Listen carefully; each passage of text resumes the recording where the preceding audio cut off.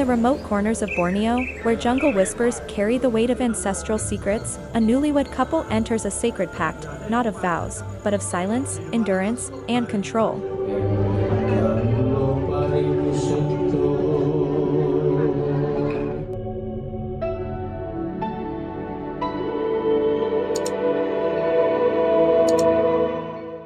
For 3 days and nights, they are forbidden from performing the most basic human act, using the bathroom. No escape. No exception.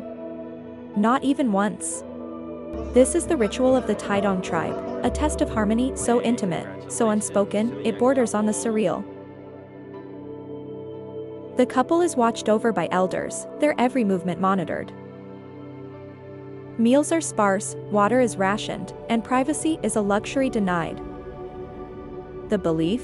That breaking this taboo invites misfortune, fractured love, stillborn children, or a marriage cursed by discord.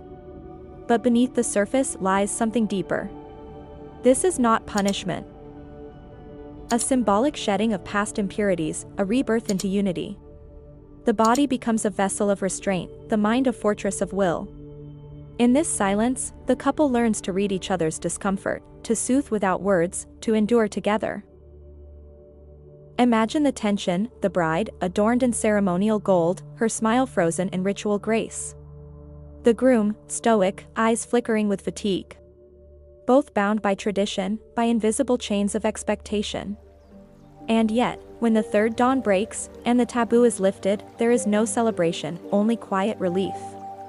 The ordeal ends not with applause, but with a shared glance. A knowing. A bond forged in discomfort, sealed in silence. To outsiders, it may seem absurd. But to the Tidong, it is sacred.